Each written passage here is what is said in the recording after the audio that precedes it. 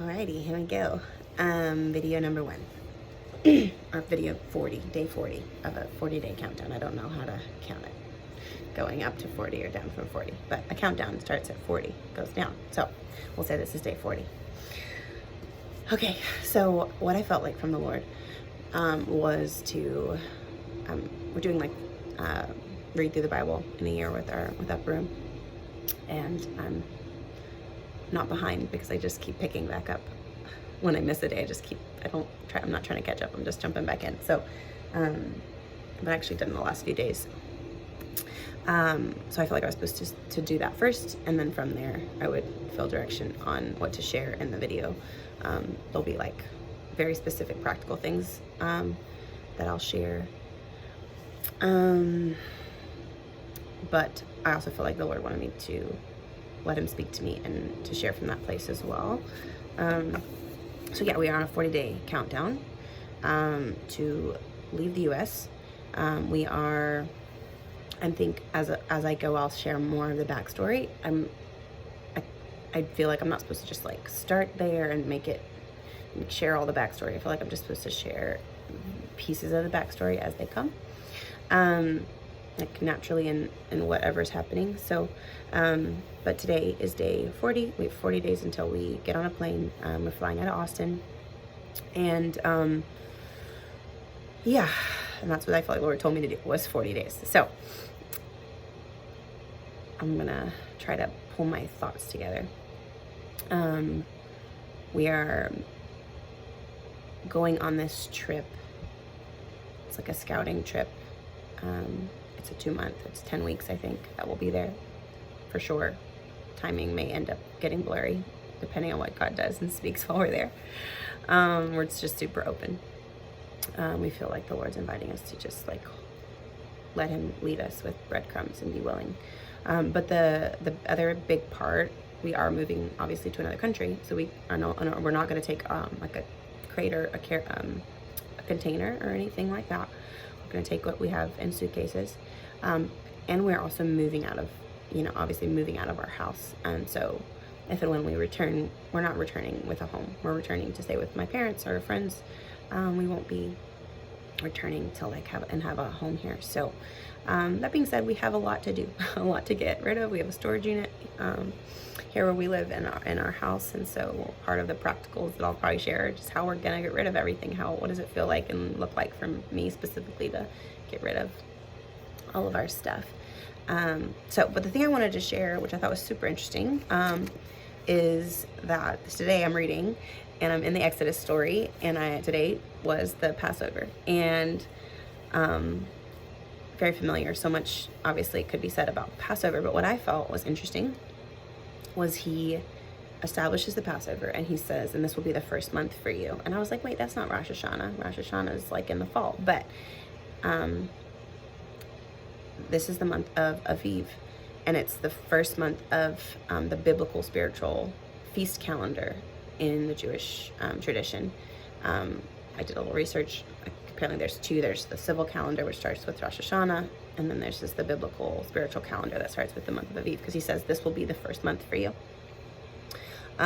which is like establishing a whole new season starting in the month of Aviv.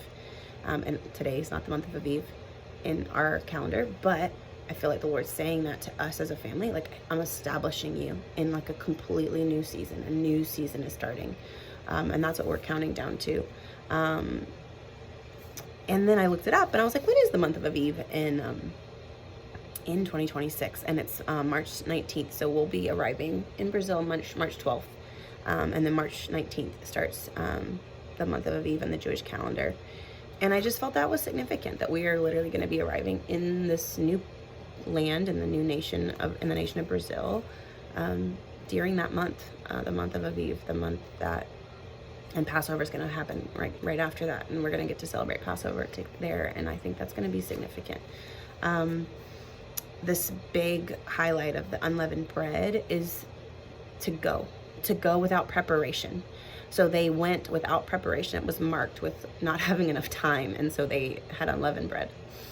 This was the sign that they were supposed to carry for generations, the sign that they didn't have time to prepare yet. God sent them out, and he sent them out without empty hands. He sent them out with much. They would ask the Egyptians for gold and silver, and the Egyptians gave them whatever they asked for, and they left with their hands full. So yeah, they had unleavened bread, like in the thing that they needed, which was bread, they had, but it was unleavened, right? It didn't have time to rise.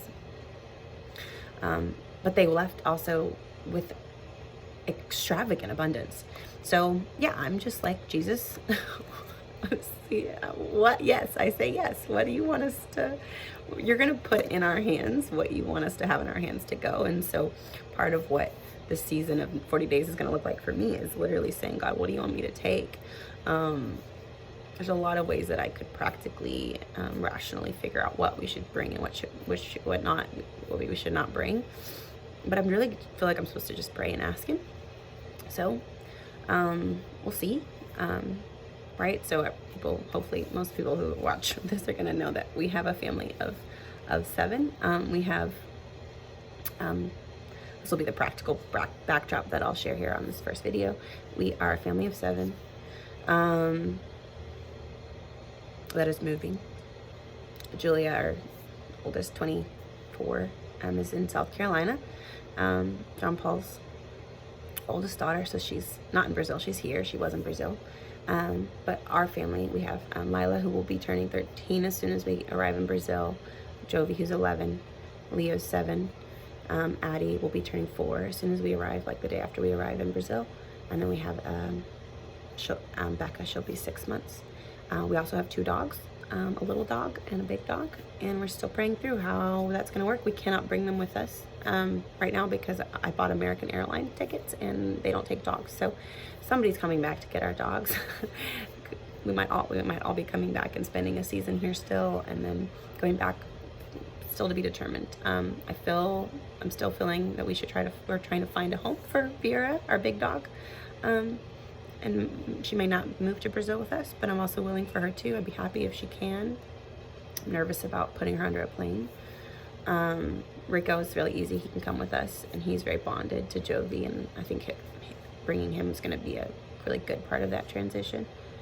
So that is our practicals, right? We're taking 5 kids to Brazil, and we are not going to be selling anything. As far as we felt from the Lord, we're supposed to give everything away. Not try to find ways to store up money before this transition, although I am going to be filing our taxes and I'm going to be counting on that tax return, but Lord knows the timing of that, but I'm going to try to get that done the next week or so to file our taxes so we do have some money from a return. But we are going to be giving, we felt like we're supposed to give, we asked Julia, and she said she would love to have a second car. They're starting a life here. They're actually going to be moving, and her and her husband are going to be moving into their apartment on March 11th, which is the same day we're leaving. So we've felt the Lord give some really cool strategy about how we're going to sync up, but we're going to give them our van and load up as much of our furniture and stuff into a trailer in the back of the van, and they're going to fly over, and we're going to send them back to South Carolina with most of our stuff. So as I'm going through stuff, I'm going to be packing things, all the things that Julia is going to take to furnish their new home, everything that we can give to friends here, and things that I'll probably just donate to, like, thrift store, and lots of trash, because you just accumulate stuff that nobody needs. And then the stuff that we're going to take. So those are just kind of